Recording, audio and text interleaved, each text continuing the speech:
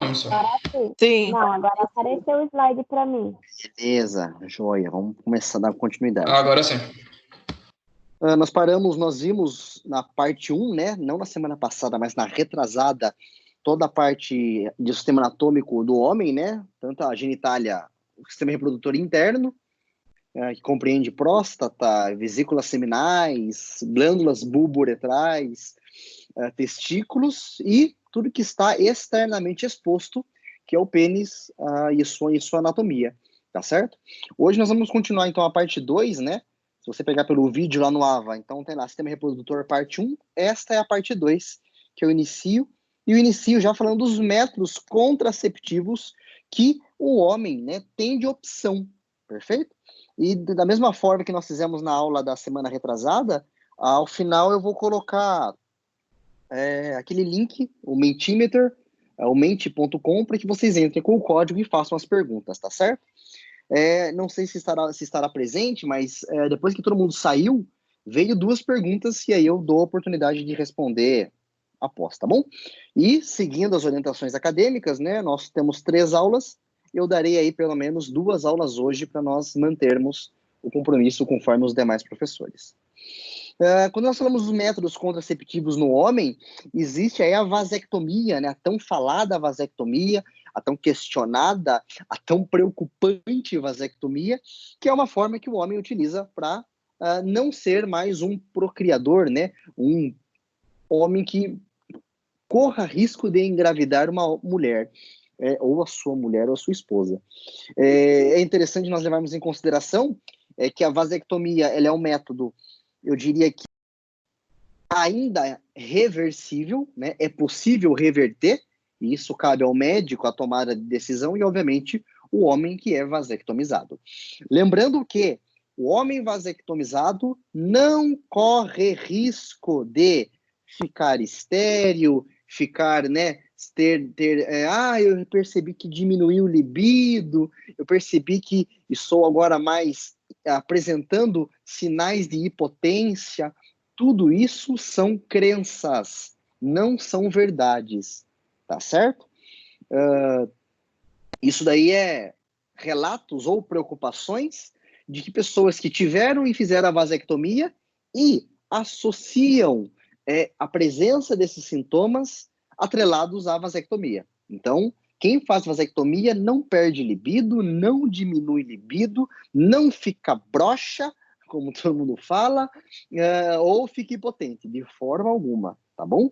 A vasectomia, então, é feito o corte do ducto deferente, tá certo? E, além disso, consequentemente, né, é afastado, né? O médico ele vira para um lado e vira para o outro, para que não corra a chance das estruturas se unirem novamente. Corre o risco? Corre. Existe o risco das estruturas, né, dos cotos, este pedaço com este pedaço, se unir, e aí o homem volta a eliminar espermatozoides durante o ato sexual, tá bom? Lembrando que a prática sexual ou a autoprática sexual de um homem vasectomizado, ele não elimina espermatozoide, ele elimina o sêmen sem espermatozoide, perfeito? E lembrando que o sêmen é o líquido com seus conteúdos, né, com seus compostos. Então, você só não elimina espermatozoide, mas o homem continua eliminando o líquido seminal durante o seu orgasmo, perfeito? Tudo bem? E aí vem aquela questão, né? Será que existe, né, uma pílula, ou algum dia vai existir uma pílula anticoncepcional para o homem, né? Já que estamos num ambiente, num meio e numa realidade de igualdade, tanto o homem como a mulher, por que uma mulher, somente cabe à mulher tomar essa pílula, né, e ter os efeitos colaterais? O homem também acho que tem que ter esse direito não, né? Tem que também pagar esse preço e correr riscos. Tá bom? Mas eu não quero tomar pílula, Léo. Beleza, né? Nós não sabemos se existe, quando vai existir. E eu penso, e acho que eu já comentei isso com vocês, né? Eu prefiro pensar que, vamos fazer uma analogia, né?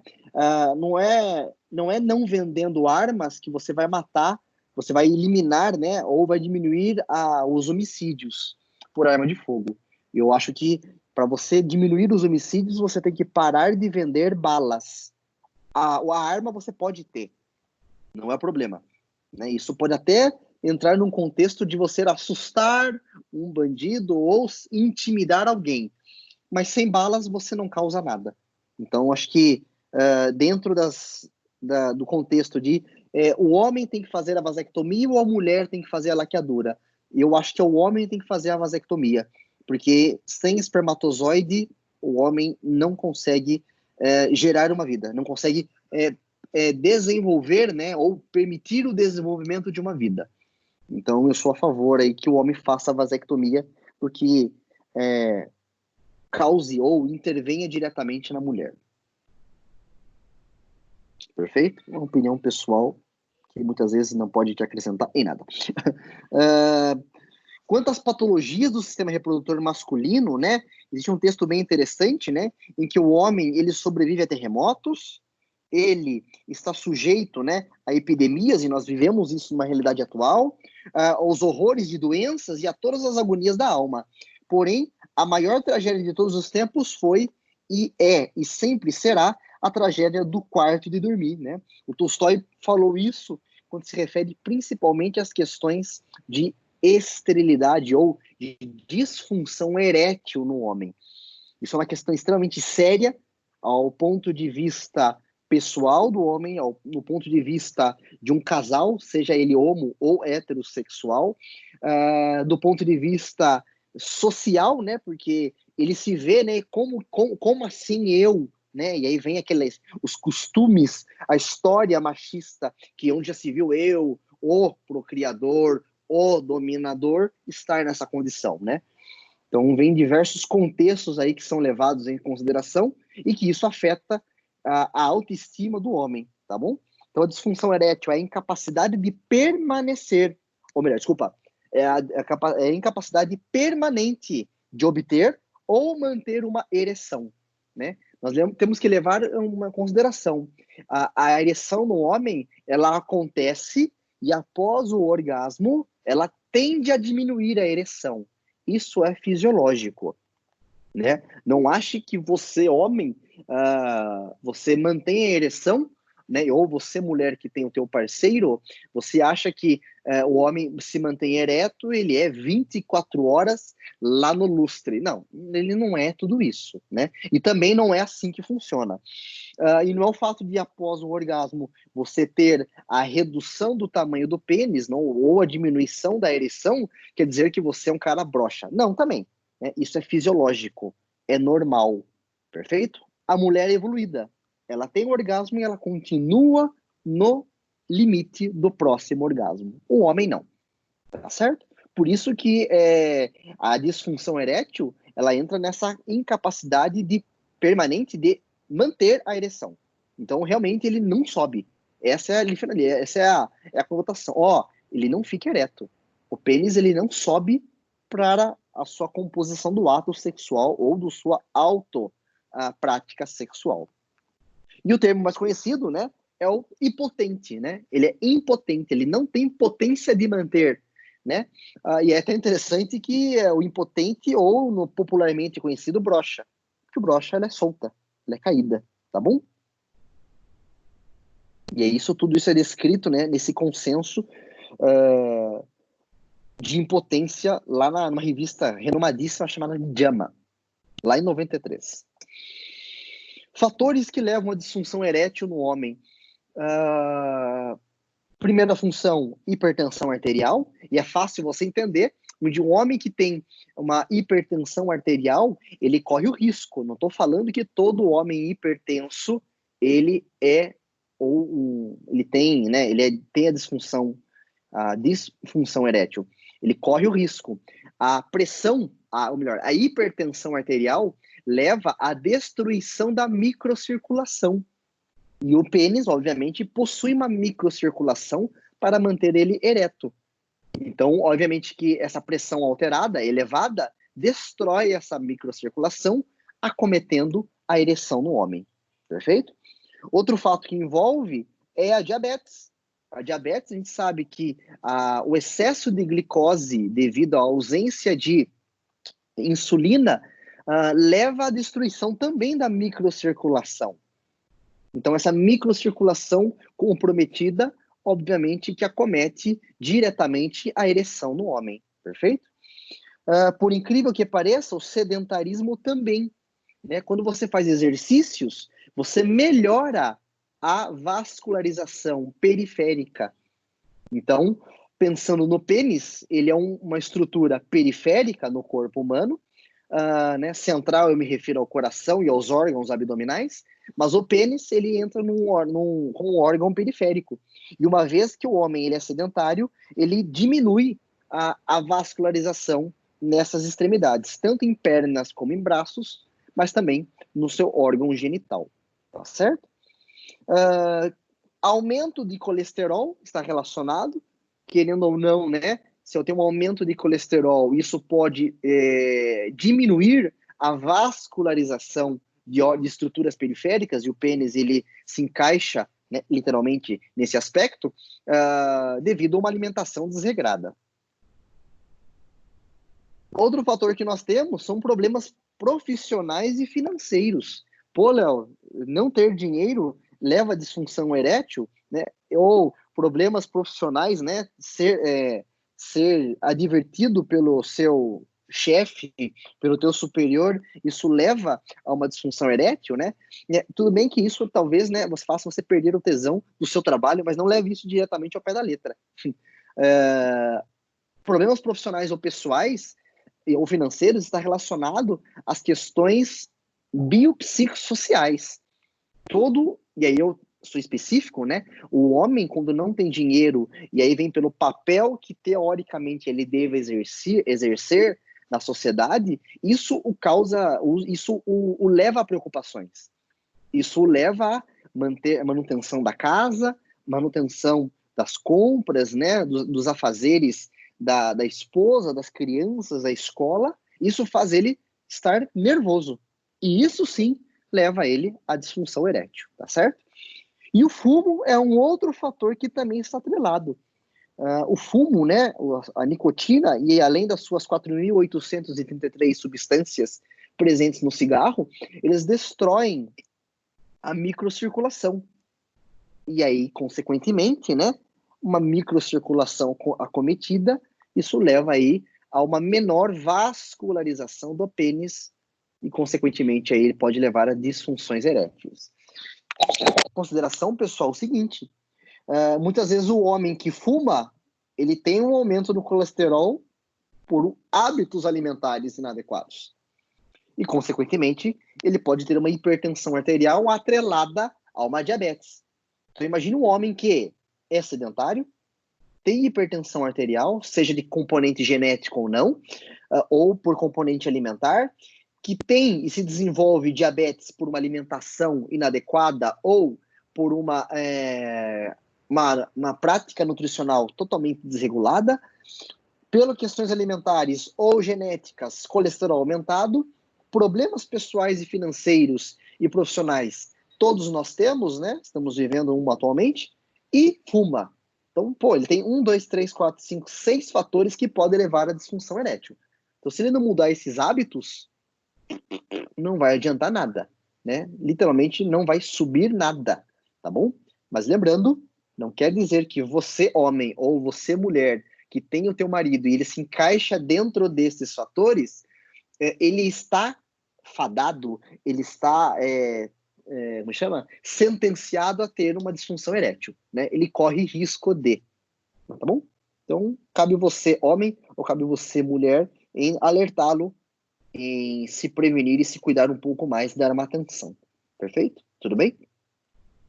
A disfunção erétil, ela não acomete, né, como muitos pensam, só velhos, né, só idosos. Tem muito jovem, 25, 22, 25, 30 anos, que não sobe. Não sobe. Então, literalmente, ele é lá embaixo, tá bom? 6,5. Tem uma pesquisa que foi feita, e até interessante, né? Quando os homens procuram o médico. E olha só a importância de vocês, mulheres, casadas ou que têm seus namorados, e vocês, homens que têm seus parceiros. Então dá uma olhadinha, ele só procura um médico para saber se está tudo bem, para saber se está tudo certo, né? Por meio de motivos dos seus parceiras ou parceiros. Então, o encorajamento, o incentivo de se cuidar vem do teu companheiro ou companheira. Isso é extremamente importante. A outro motivo é quando literalmente o calo aperta. E aí quando os sintomas aparecem. Quando, opa, não estou subindo. Opa, não estou conseguindo manter a ereção. Epa, estou recebendo reclamação. Ó, amor, o que está acontecendo? Não está subindo esse negócio. Não está conseguindo manter. Então aí sim ele vai atrás. E, por mais que exista, né, o Novembro Azul e campanhas aí de todas as cores que vocês imaginam, somente 16 vão atrás. E dentro dessas 16, vocês podem ter certeza que é aquele homem que ele entra de cabeça baixa no médico, doutor, eu vim aqui para, como é que eu posso dizer, para fazer exame de sangue. Ele já foge do exame de toque, tá certo? Criado, né, ao longo de muitos anos por essa cultura machista que existe. Quando que os homens se importam? E realmente está relacionado? Quando não sobe. Então eles só se importam com a disfunção quando eles querem saber, opa, eu quero melhorar a minha potência sexual. Aí sim eles se importam. Então, por isso que eles também procuram um médico. Tá certo? Claro que muitos utilizam recursos ou métodos para melhorar que muitas vezes não precisam. Mas quer impressionar, quer mostrar que é o cara, né? Quer mostrar que é o detentor da potência universal, enfim, questões pessoais envolvidas, né? Quando que os homens se importam-se? Quando tem relação com a atividade física. Olha só, né? Como o interesse, né? Ele quer se mostrar viril, mas ele não quer saber o quão saudável ele é para ter a manutenção da sua virilidade. E o que assusta é que 0% se preocupa ou traz a importância dessa disfunção erétil ou de manutenção relacionada à sua dieta. O importante é estar em pé. O que eu como não, né, alimentarmente falando, né, nutricionalmente falando, não importa. E muitas vezes importa. Nós vimos que existem fatores relacionados de forma assustadora. Então, vocês, no futuros nutricionistas, né, cabe você perguntar se ele quer, né, como é que está a sua alimentação, para quê? Porque eu quero melhorar a minha aptidão física. Perfeito. A tua disfunção erétil, você percebeu diferenças pós essa nova dieta, após essa orientação nutricional? Pô, melhorou. Então, isso também é um fator que ele tem que ter consciência, né? Senão ele acha que não resolveu para o exercício, mas para outras coisas que é de importância dele e que ele não vem diretamente também é importante. Existe um termo chamado de DAEM, que é o distúrbio androgênico do envelhecimento masculino, conhecido como andropausa. Sim, os homens também têm a menopausa, né? Que é presente nas mulheres, e no homem nós chamamos de andropausa. Ela existe. E aí as pessoas atribuem a andropausa como um período, pessoal. Mas, pessoal, não é um período, é uma data, tá bom? A menopausa na mulher não é um período. Não é uma faixa etária, é o momento em que ela passa. Não. Menopausa é a data em que ela para de menstruar. Ou o momento, né, pontual do mês que ela não menstrua mais a partir daquele dia. No homem é a mesma coisa. Só que no homem é uma diminuição da testosterona após os 40 anos. Então não é porque você está com 40 ou com 35 ou estou entrando na andropausa. A partir dos 40 já diminui fisiologicamente a sua testosterona. Tá certo? E aí cabe, por meio de questões alimentares, possivelmente, ou por questões farmacológicas, utilizar métodos para que você mantenha, né, aquilo que lhe interessa, que no caso é a tua ereção.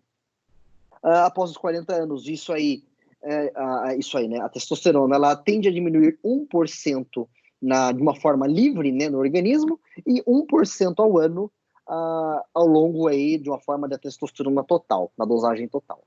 Mas 1% é pouco. É pouco.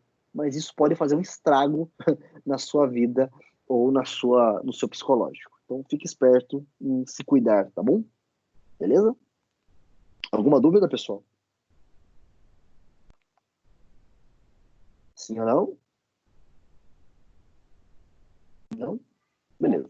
Professor, pode, Manda. após os 40, pode tomar algum suplemento para substituir essa testosterona que está perdendo? Aí vem a questão.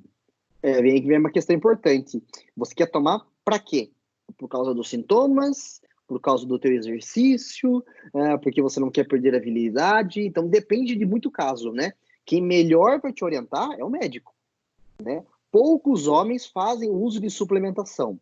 Mas é aquilo, né? Por que você quer suplementar? Porque eu quero manter a virilidade. Então beleza. Existem os métodos, né, farmacológicos e os métodos não farmacológicos. E aí vem a questão. Realmente, será que você precisa? Tem muito idoso aí, né? A gente vê até como um meme, né? Até como reportagem, né? Homem de 98 anos engravidou sua esposa de 40, 60 não, né? 40, 35 anos. O cara, pô, meu ovozão tá dando no couro. Porque ele ainda produz espermatozoides e, né, está ativo sexualmente. Então, para que você quer suplementar? Não, eu quero manter os níveis hormonais para eu ainda manter o meu desempenho no exercício físico, na ganho de massa muscular. Perfeito, é o médico que vai te orientar. Não, eu quero porque eu não quero diminuir o rendimento na cama. Beleza. E aí vem o detalhe, precisa, entendeu? Professor. E só para complementar um detalhe, antes de você fazer a pergunta, mas eu quero tomar por prevenção. Não garante nada, cara, né? Eu vou tomar a partir dos 40 para chegar aos 70 anos no lustre ainda. Vai de cada um, né? Então acho que a orientação médica é mais segura. Pode perguntar. Obrigado.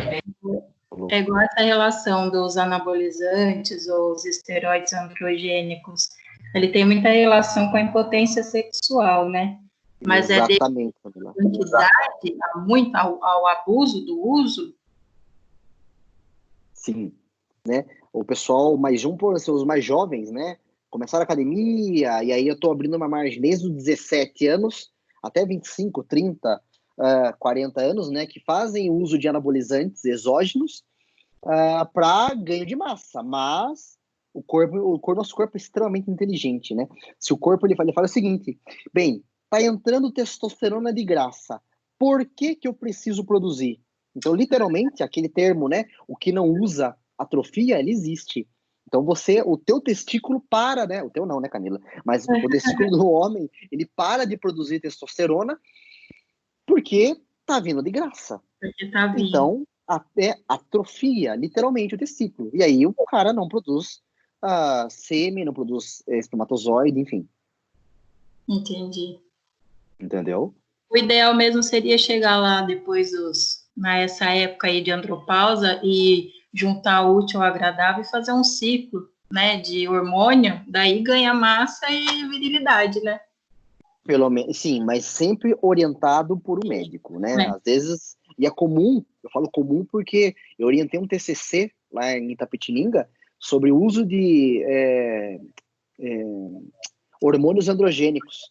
Nós coletamos 89 respostas. E muita gente começou muito cedo, sem orientação médica. Onde você aprendeu? Na academia. Academia. Então, cara, e é normal, né? A pessoa não fala, e aí, você toma? Pô, tomo. O que você toma? Eu tomo isso. Pô, tô pensando em tomar. A ampula tá aqui, tem um fornecedor, né? O fornecedor não é um fornecedor seguro. O remédio também, né? A droga farmacológica exógena não é de boa qualidade, enfim. Tem todas as diversas vertentes aí. E acaba também não fazendo o pós-ciclo, tem toda essa questão. Exatamente. Ciclando em cima de ciclo que não terminou, querendo resultado rápido, pensando em massa muscular, mas pensando em sistema reprodutor, dançando. Não é brincadeira.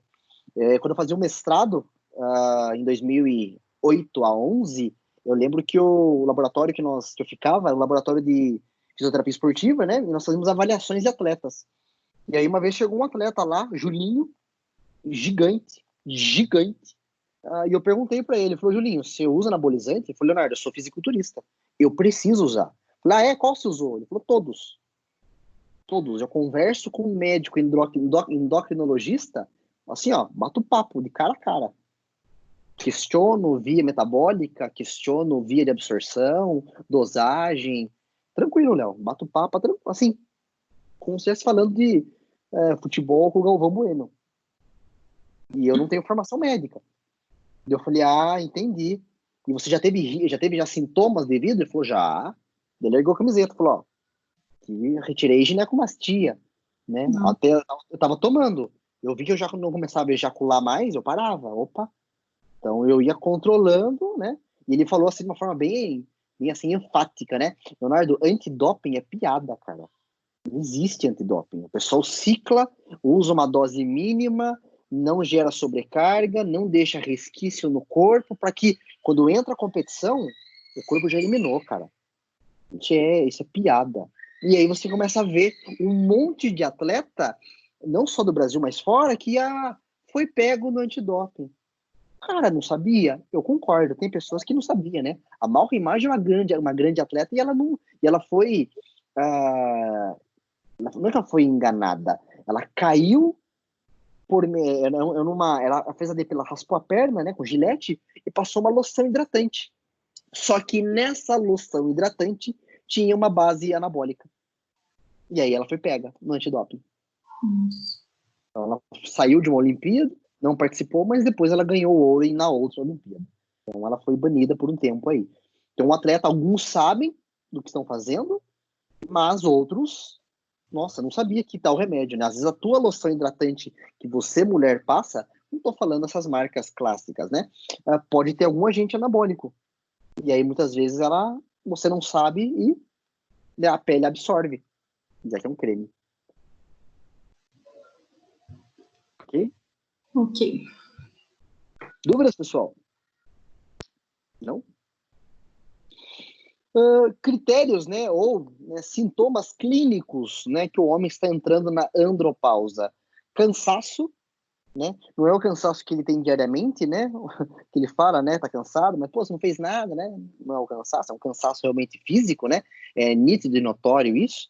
Perda de libido, então é algo que o homem percebe que ele não tem mais aquele tesão aflorado, aquela vontade de ter a relação sexual, ou mesmo diminuição, né, da ereção, humor depressivo, queda da atividade intelectual e você só vai saber se está nesse patamar por meio de uma dosagem de testosterona, né?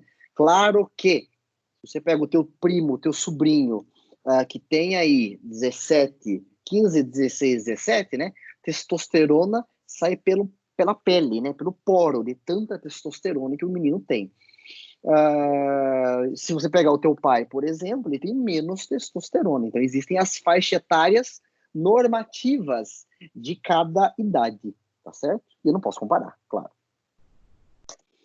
Prevenção, né? Acho que cabe, né, o uso de uma alimentação adequada, né? Nós vimos os fatores que levam e com certeza nós temos que combater os fatores que levam a essa condição, né? Ou pelo menos orientar, né?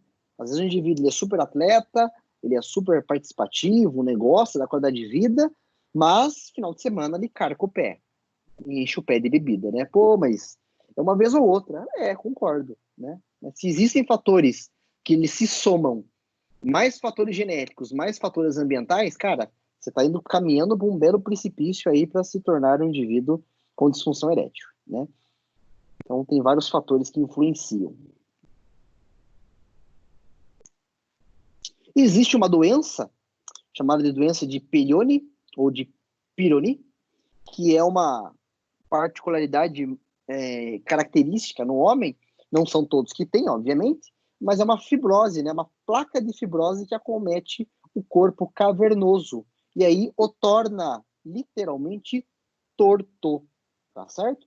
Não confunda o pênis com essa doença de Peyronie com o pênis que tem uma curvatura devido ao uso de uma cueca, tá certo? Não confunda. Então, a doença de Peyronie É nítida a diferença de um pênis curvado e não de um pênis torto como esse, tá certo?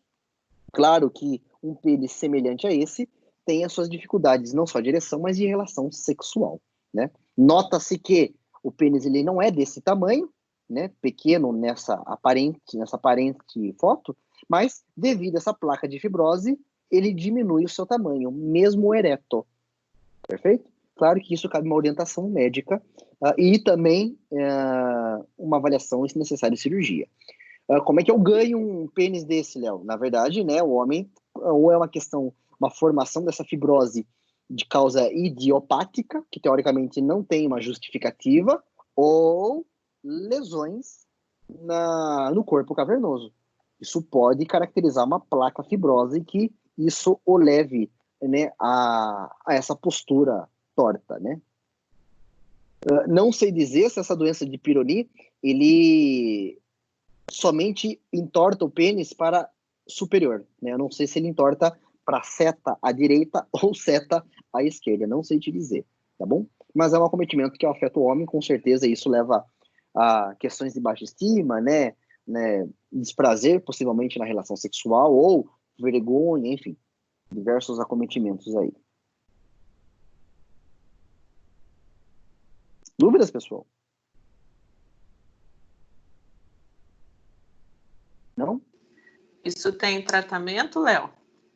Eu acredito e eu acho que tem, né? Como eu falei, acho que uma cirurgia para retirar essa placa de fibrose, acho que é um caminho.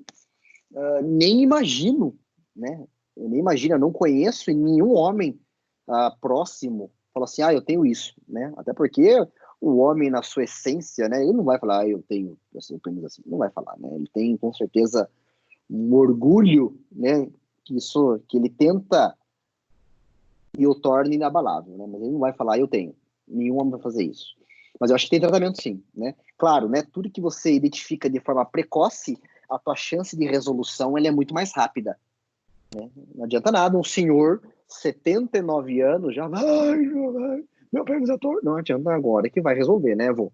Vamos também ser coerente, né? Mas também não sei qual é a idade que acomete. Eu não sei dizer se é desde jovem o menino ele adquire isso. Eu não acredito que ele nasça dessa maneira, isso não. Mas ele adquire essa placa de fibrose, como a imagem aqui da direita mostra. Mas as causas, possivelmente, como eu disse, né, traumas pode ser uma. Acho que a própria relação sexual, dependendo da energia dessa relação, né, pode levar a isso, né? Não quer dizer você, homem, você, mulher, deve também, não, então vamos com calma. Também não, né? Não é assim, né? Viva isso e aproveite essa fase extremamente importante. Tá bom? Farmacologia, né? Existem alguns remédios que ajudam, né? Eu diria, ajudam não, né? Na verdade, o Viagra, ele é um remédio cardíaco. Guarde muito bem isso que eu tô falando. É um remédio que é para um paciente cardíaco. Tá certo? Só que, conforme as pessoas utilizavam para os fins cardiovasculares, os pacientes começaram a relatar o seguinte, eu tô tomando esse remédio azul e o negócio lá embaixo tá ficando massa, tá ficando legal. E ele não era assim. Então, o Viagra, ele entrou por um contexto muito mais sexual do que cardiovascular. E aí tem diversas marcas, né, Levitra registradas, né, Cialis, Eleva, né, os nomes são sempre os mais sugestivos, né? O remédio de um tratamento cardiovascular, ele acabou sendo um remédio de orientação sexual. E aí vem as questões, né? Homens que não têm problema cardiovascular, o médico orienta que tome o Viagra para que se mantenha ereto. Para que ele utilize isso para sua prática sexual. Da mesma forma, tem pessoas que não precisam tomar nenhum estimulante como Viagra, mas vai lá e toma, para mostrar o quão fero, o quão desempenhoso ele é. O problema é que indivíduos que não precisam, e aí eu coloco dentro de uma margem, desde muito jovens, até muito idosos, morrem devido ao uso do Viagra. Porque ele não toma uma. Ele quer mostrar que ele é o cara. Ele quer mostrar que ele é o super, mega experiente e viril. Ele vai lá e toma 2 comprimidos. Consequentemente, quem paga isso? O coração. Ele infarta. Ele morre feliz, mas ele morre. Então, tem muito jovem que, eu quero mostrar desempenho, mostrar virilidade, o quão fera, né? Pra não falar outra coisa, eu sou. Beleza? Cara, você toma a pressão do menino, dispara lá em cima. Não é normal. E vocês concordam comigo que não precisa, né? Da mesma forma, o idoso. Se ele toma mais de uma dose porque ele quer mostrar virilidade, desempenho, ele pode infartar. Porque o remédio ele é pro coração. E a consequência, o efeito adverso é a ereção no pênis. Finalidade, todo remédio que está aqui descrito, ele é um vasodilatador periférico. Vasodilatador periférico. Então, ele aumenta o calibre do vaso perifericamente. Ou seja, diminui a pressão arterial central. Por isso que o sangue chega no pênis e ele sobe. Né? E por mais que teve a ereção por meio de uma substância, que é o Viagra, por exemplo, e ele teve ejaculação, ele continua firme e forte. É aí que vem, né, a ideia ou a pretensão de mostrar, tô pronto ainda. Tá certo? Dúvidas, pessoal? Professor, Manda. então, assim, mesmo ele sendo desde o início, na verdade, o início dele foi direcionado a problema cardiovascular, ele já era direcionado só para problemas cardiovasculares masculinos? Na Ou no verdade, início mulheres tomavam? é que pensa o seguinte, a mulher não, né, não me interpretem mal, pelo amor de Deus eu falo isso, a mulher não tem o que elevar, ela não depende de uma vasodilatação para que algo suba e se mostre pronto, né? E ainda mais um homem que, né, cresce nesse ambiente, não, sempre em pé, né, aqui em pé, erétil, viril. A mulher, se ela toma por questões vasculares, cardiovasculares, ela não vai ter diretamente uma ereção. Ela não vai ter, né, um aumento do clítoris. Mas, não, isso se sim. ela, né, mas assim, de repente, algum outro efeito colateral, não sei, tipo, porque assim, como no início... Eu acho que não. Eu acho. Porque Eu não assim, conheço... no início foi feito como um problema... Cardiovascular, pode falar. Cardiovascular, então assim, homens e mulheres tomavam, Sim, né? Então, pode. mas é estranho, assim, não ter nenhum... Não no sentido positivo, mas de repente Sim. no negativo, né? Ser mulher. Sim, concordo, entendo. Eu não, vou ser bem sincero, eu nunca vi e não conheço nenhuma mulher que fala, eu tomo remédio para o coração, para hipertensão. Qual? Porque normalmente quem é doente, tem problemas cardiovasculares, conversa com quem tem, né? Se identifica. E aí fala, eu tomo Viagra. Eu nunca vi isso. Né? Os propanolol, todos os remédios cardiovasculares são muito comuns, né? Sejam eles os diuréticos, os vasodilatadores, mas específico que é o Viagra, eu nunca vi uma mulher falar que toma. Pro homem, ele viu que, faz bem pro coração, mas faz bem para outra coisa também. Então, ele viu vantagem. Entendeu? Por isso que ele é direcionado também pro homem. Mas eu concordo, né? O que será que causa na mulher? Eu não sei dizer. E que ponto... E se causar aumento da ereção, show de bola. Mas lembre-se, né? A mulher, não é porque a mulher não tem ereção ou ela não tem libido, ela tem que tomar Viagra. Se ela tomar, eu acho que a consequência pro coração, né? O efeito adverso, quem paga é o coração. E eu não sei se vale a pena. Ok? Com certeza. Foi só uma curiosidade mesmo. Sim, obrigada. mas eu não conheço, né? Nunca vi falar. Né? Depois eu vou colocar as perguntas lá, naquele link lá. Se alguém conhecer alguém, tiver experiência e puder relatar pra gente, eu agradeço, porque eu nunca E até nunca pensei, né? Falei, será que na mulher aumenta a ereção vaginal? Pode ser que sim, que assim, né? na verdade, a minha dúvida foi a seguinte, porque assim, no início, quando surgiu, ninguém sabia que isso causaria um outro efeito nos homens. Então, assim, logo lá no início, mulheres e homens tomavam, né? Quando foi Ok, concordo. descoberto na finalidade masculina, aí com certeza, aí tipo, foi direcionado ao público masculino e, obviamente, mulheres pararam de procurar sabendo que é um remédio mais Estimulante, né? direcionado para homens, né? Isso. Aham. Mas, assim, lá no início, quando ninguém ainda sabia do que ia dar, não sei se isso foi bom para a mulher que tomou, sei lá. Entendi, não, entendi, né? Não sabe se foi bom do ponto de vista de melhorar as condições sexuais da mulher, né? Sei lá, algo do Sim, tipo. sim. Não, entendo, né? Concordo sim. Mas, Professor, como eu falei, eu não conheço nenhuma mulher que toma, né? E ninguém sai falando, eu tomo Viagra. Uma mulher fala, né? Ela fala absorvente que ela usa, o que ela gosta, o que ela não gosta, algo muito particular, mas ela não fala, né? Eu tomo Viagra. Nunca vi também. Pode falar.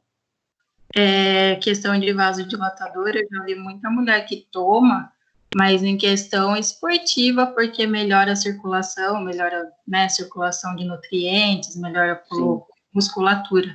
Mas em concordo. questão sexual, acho que eu nunca ouvi falar também. Eu também não. Eu Até acho que eu porque você falou de vasodilatação periférica, né? vejo Ela é importante para que se evite até estrias ou celulites, né? Eu sempre confundo. isso que eu ia falar. Eu já ouvi que muita mulher toma Exato. esses medicamentos vasodilatadores justamente para combater um pouco estria e celulite. Perfeito. Aí Exatamente, eu né? já ouvi para Né? melhora de rendimento esportivo.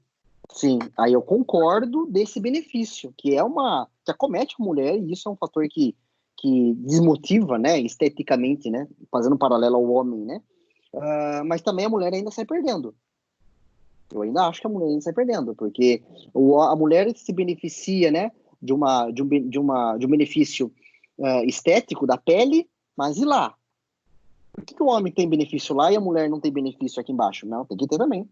Eu acho que nesse ponto a mulher ainda sai negativa, sai prejudicial ainda. Eu concordo acho que com a não sei quem perguntou aqui, né, do aspecto negativo. Eu concordo, sim. Né? Muito bem. Existem outros métodos, né? Injetáveis, no caso, que também tem relação, né? Às vezes o homem ele não pode um remédio que ele age centralmente, mas a resposta diversa ela é periférica. Então, existem métodos aí de injeções que se aplica localmente no pênis para que você tenha uma resposta imediata e periférica somente. Ou seja, o coração não paga, né? Então, obviamente que o homem, se ele vai para um ato sexual, e obviamente só tem essa finalidade, né? Ele vai lá e faz a aplicação por via injetável, né? Não sei o tamanho da agulha, nem imagino se dói, e não deve ser a melhor coisa do universo. Mas mantém ele, né, como erétil aí dentro do seu tempo para que ele realize a sua prática sexual. Existem alguns outros remédios, né? Caverject, né? Papaverina, clorpromazina e fentolamina. Então, são remédios aí relacionados que você pode não, né? Que você tem opções de tratamentos injetáveis. Dúvidas?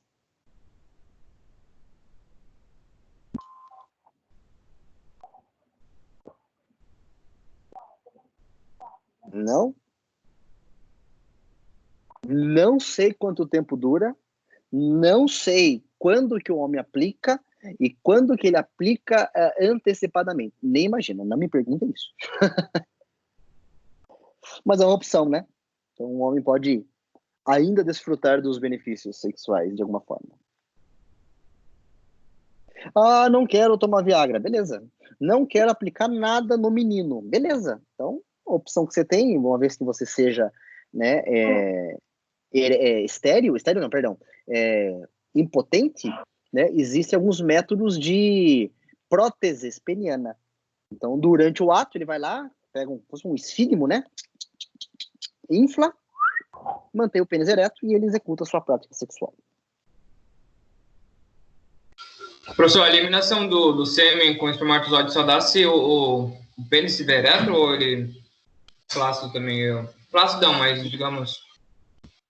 Na verdade, o homem ele produz constantemente espermatozoides, não depende da ereção do pênis. Eu diria que existe um aumento da produção do espermatozoide a partir do momento que ele está excitado, porque entende-se que ele vai liberar este espermatozoide juntamente com o sêmen, tá certo? Mas, por exemplo, vamos pegar assim, um indivíduo que fez uma castidade, né? Não, eu abandonei a vida pecadora e vou agora ser um indivíduo, vou virar um padre, vou para o seminário, né? E esse indivíduo abre mão de toda a vida pecaminosa e o que você entendeu acreditar. E aí ele não tem relação sexual mais. Não tem. Nem né? Nem a prática da masturbação, nem a prática de relação sexual. Homo ou hétero sexual, independente. Ele vai continuar produzindo espermatozoide, né? Isso não quer dizer que ele não sinta a ereção. Né? Nós não podemos ser tão hipócritas, falar assim, não, né? Nem homem nenhum, né? Sentiu ereção, né? Só tem um que nunca pecou. Que se entende que é o Jesus Cristo. Mas caso contrário, todo homem está sujeito à ereção. É fisiológico. Dúvidas? Respondi sua pergunta? Será Oi. que o uso de vasoconstritor não está relacionado com a serotonina? Porque ele falou que a disfunção erétil... Oi? Repita para mim de novo, por favor. Será que o uso do Viagra não está relacionado com a serotonina? Porque da mesma forma que tem a disfunção erétil no homem com problemas profissionais, financeiros que você comentou lá atrás, quando a pessoa está com baixa na serotonina, também vai diminuir a libido, de certa forma, não vai? Eu diria que a serotonina é a substância, né? Um hormônio do prazer. Mas eu entendo que a serotonina ela é produzida pós-evento. Pós-evento, entendeu? Então, pós-atividade física, você produz serotonina. Pós-relação sexual, você produz serotonina. Deixa eu ver. Pós você bater uma meta no trabalho, você produz serotonina. Então, é a recompensa. Comer chocolate, que delícia, que gostoso chocolate. Isso produz serotonina. E não previamente, entendeu? Embora 70% da serotonina que nós temos no corpo é produzida no intestino delgado. Então, quando você defeca, você produz serotonina. Por isso que o indivíduo, uma pessoa, homem ou mulher, que não defeca, não faz o cocô, ele não vai ao banheiro para o número 2, ele é uma pessoa com o intestino preso. Então ele é uma pessoa enfesada, cheia de fezes. Por isso que o humor, horrível. Humor, baixa estima, desmotivado, cara feia, né? Então a gente brinca, né? Ninguém é criança, tô gravando e podem ouvir isso, né? Quando você fala assim, viu, vai cagar, é a melhor coisa da pessoa, a melhor coisa que você está desejando na pessoa. Porque ela vai produzir serotonina, ela vai ficar bem, ela vai melhorar o humor dela, ela vai ter a recompensa do bem-estar. Então, por isso que eu diria que após relação sexual, tem, né? Seja para o alto prazer, né? Na relação sexual, o homem ejaculou, ele tem o prazer nisso. Mas, ao mesmo tempo, permitir e ver a mulher dentro de um êxtase de prazer também é recompensador para o homem. Então, e aí sim produz serotonina. Entendeu? E não previamente, né? Ninguém produz antes. Ai, que legal, que gostoso, que bem-estar. Ah, eu vou fazer isso. Não, ninguém faz isso. Ninguém é tão altruísta, eu diria, de você sintetizar a serotonina previamente. Então, ela é recompensadora. Ok?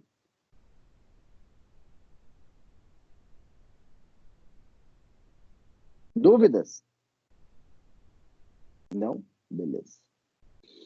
Existem aí vários remédios, né, que podem atrapalhar, né? Não vamos pôr a culpa só no cigarro. Não vamos pôr culpa só no chefe que enche o saco. Não vamos pôr a culpa somente na bebida, né, na alimentação. Tem alguns remédios que favorecem a diminuição da ereção.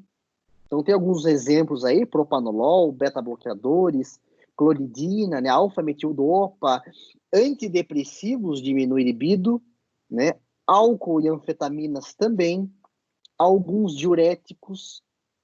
Então existe aí a espironolactona também que favorece, né, que é um diurético que favorece também a ereção. E faz sentido. Se para a ereção necessita de sangue, se eu elimino água, eu diminuo o volume sanguíneo.